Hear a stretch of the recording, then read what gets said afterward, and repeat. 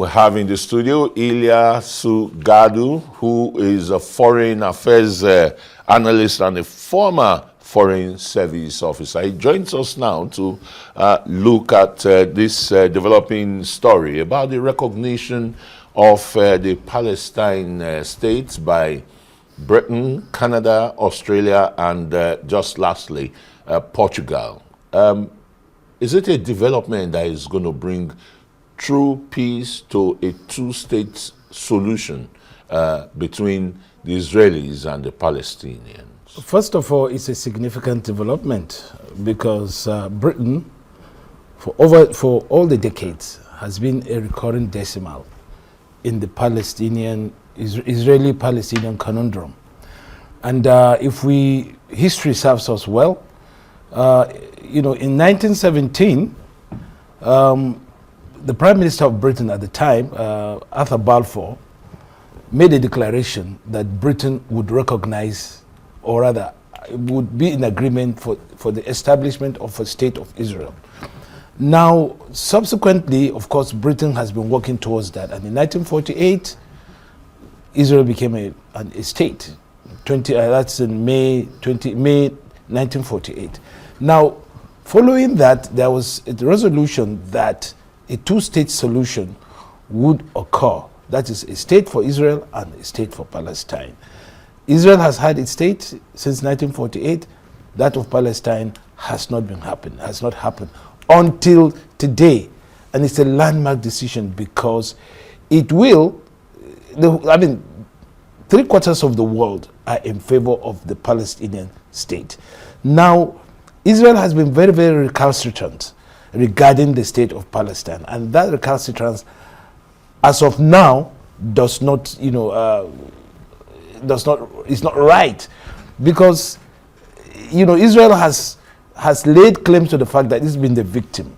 The whole world is not convinced that Israel, a nuclear-powered state, a state with nuclear powers, and one of the most powerful states in the world, is a victim against stateless persons, rock-throwing, young people. And the world is horrified, really, very, very horrified by what Israel has been doing in the Gaza and other parts of Palestine, the West Bank.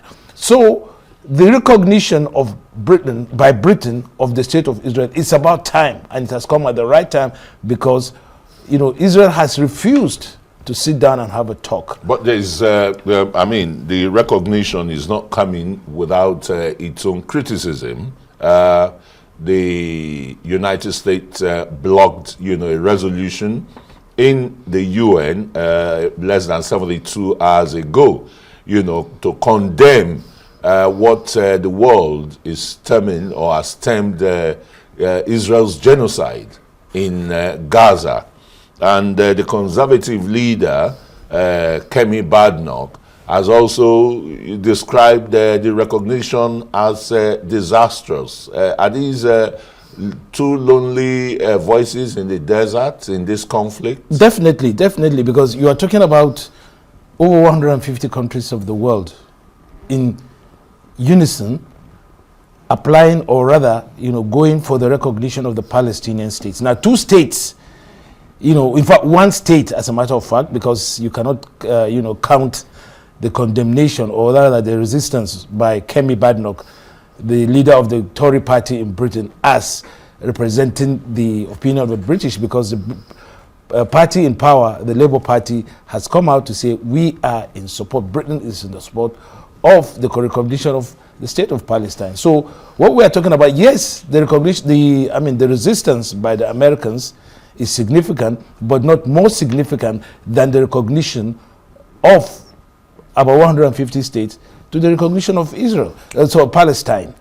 As a former foreign service officer, why do you think the Abrahamic Accords, which, are a set of agreements that establish diplomatic normalization between Israel and some Arab countries, which we've seen with the UAE and Bahrain, why is it difficult, to synchronize this Israel and Palestine? Yeah, because the Israelis, especially under Netanyahu, have been very recalcitrant, have been very, very, obdurate in agreeing to, sitting down and discussing issues with the Palestinians, especially even with the Hamas.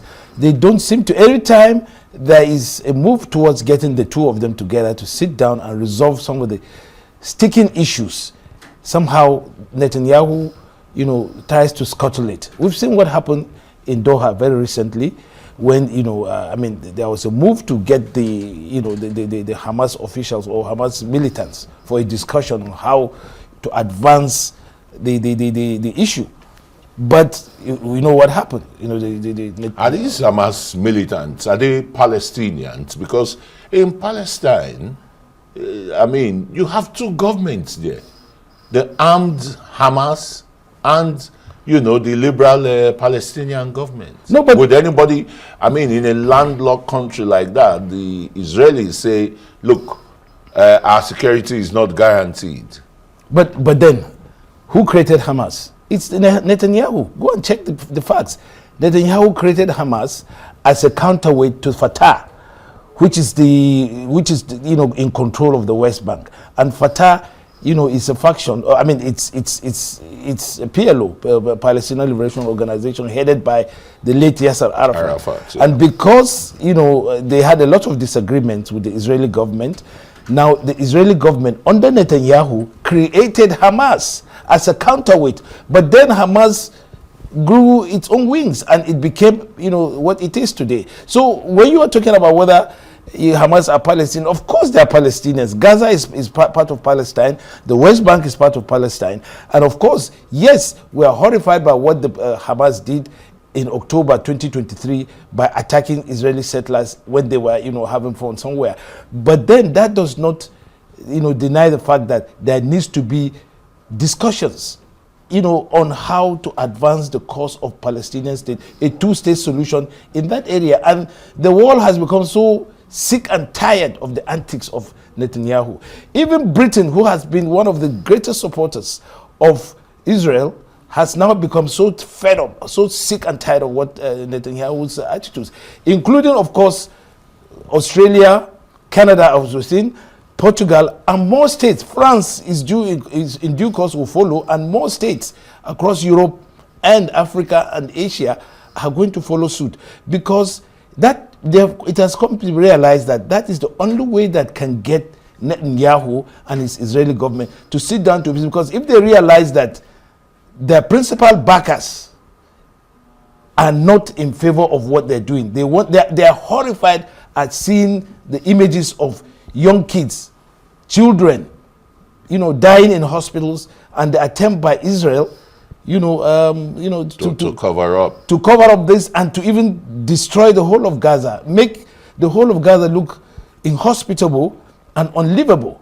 And that is unacceptable, because it draws parallel to what even happened to Israel itself. So the world would not sit down and allow this to happen. We are still civilized, and if we do not force Netanyahu to realize that the game is up, we will not have peace. And of course, I believe that in due course, not too far from now, even the Americans, it's going to be an issue, in America in the next elections, definitely. And there are a lot of Americans who feel that yes, we need to go. And in fact, I believe the way it's going, America is going to follow suit, because Britain started this issue, and Britain has now realized that it has to do something, and that's what Starmer has done. Yeah, let me quickly ask this question before we round up this segment. Do you think this recognition is going to put pressure, or is going to ease Hamas' stance in releasing the remaining hostages? It's a necessary first step. Definitely, Hamas will know that with this recognition, they will have to. It's like a muscle. It's like a bone given to them that, look, yes, the world has now recognized what you are fighting for, but we cannot go the whole hog if you do not do something about releasing the hostages. And if you do release the hostages, we are going to go, further than where we are now in making sure that, yes, Israel is compelled to come and sit down to talks, because Israel cannot stand against world opinion. I mean, all this talk about, Netanyahu behaving as if the world owes them or owes him a living. It's not. Because nobody is convinced that Israel, a nuclear power state, a nuclear state, is under threat from a state that is, a group of people that are stateless. And in fact, this would also be the step towards making Hamas see reason. Since the world now has given it some kind of, carrot, then it knows that something has to happen. And they, of course, over the next coming few weeks, they are going to see much more developments. And of course, Israel will have to, look to those developments and do what is necessary for peace. And bring the Abrahamic Accords exactly. to fruition. And be malleable for peace to happen in the Middle East. All right, thank you so very much. Ilyasu Gadu is a former Foreign Service officer and public affairs analyst. Thank you for having me. Thank you.